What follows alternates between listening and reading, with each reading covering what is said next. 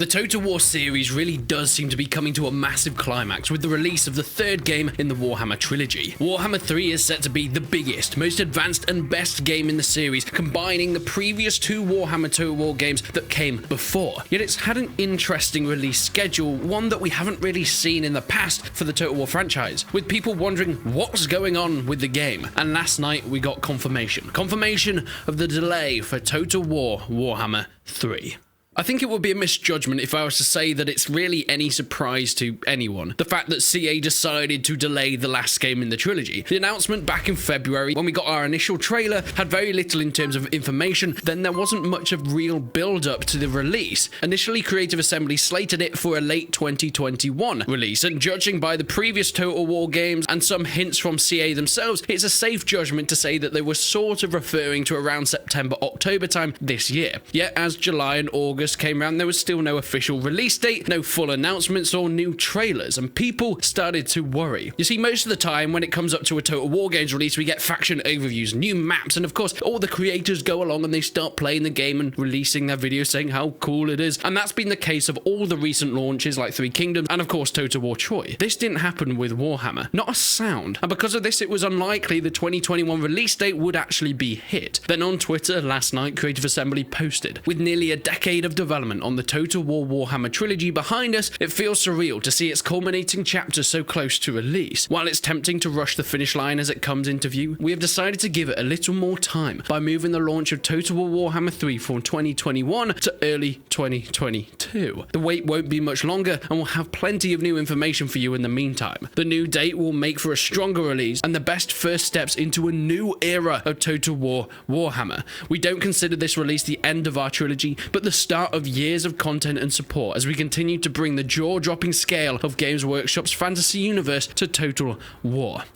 That was a lot. But whilst this may just be some generic announcement for delays, I think it really actually speaks to something a bit more. You see, there was some outcry at CA stopping development on Three Kingdoms a few months back now, so it's safe to say that they really want to assure the fans and people that these new Warhammer games will be supported for years into the future. We can see this within the announcement. However, a conscious point is made that Warhammer would be a trilogy and that Warhammer 3 would be the last. Yet, they say it's not going to be the end of Warhammer and Total War. The post mentions, we don't consider the release the end of our trilogy, and then it goes on to speak of a new start. Yes, this mostly indicates towards content and updates along with this announcement, and we should be getting a full reveal of the Grand Cathay any day now, but it's the next line that really fascinates me the most. As we continue to bring the jaw-dropping scale of Games Workshop's fantasy universe to Total War. Picking that apart, it really mentions fantasy. So does that rule out a 40k Warhammer game? Well, perhaps not, but it definitely doesn't indicate towards it. Yet to me it speaks of other full fantasy Warhammer games, bringing in the bigger scales, more factions, maybe even releasing spin-offs to other worlds within Warhammer Fantasy. The whole deal that Games Workshop and Total War made was always set to be a trilogy, yet there's no doubt it's been one of the best choices for both franchises, and there are a million reasons for that partnership to carry on. Bringing in DLCs, yep, of course, everyone expected that, but I think going further, other games, why would they end it now? Just as Warhammer and Total War are reaching a peak that they have never been at before. From a business point of view, it makes all the sense in the world, and I can see this series going far into the future with more games, whether they are full games or even just spin-offs. Whilst a full new Warhammer series or trilogy in the future would be amazing, it does feel like, however, the current 1, 2, and 3 games in the current series do seem to be the project that CA will be working on for years and years to come, before perhaps moving on to something new. So it all comes down to the success of this last title. I think the general consensus from this announcement is fairly positive, as people at this point are used to development companies crunching their employees to bring out new games before they were ready, or even just prematurely releasing due to a vast amount of reasons. But it is a good thing that Total War Warhammer 3 is being delayed, rather than forcing it out now and then we get another Rome 2, which takes years and years to get to a standard where it's actually worthy of the franchise. So it's nice to see CA have learned their lessons, and hopefully it means for something positive in the future. But on that note,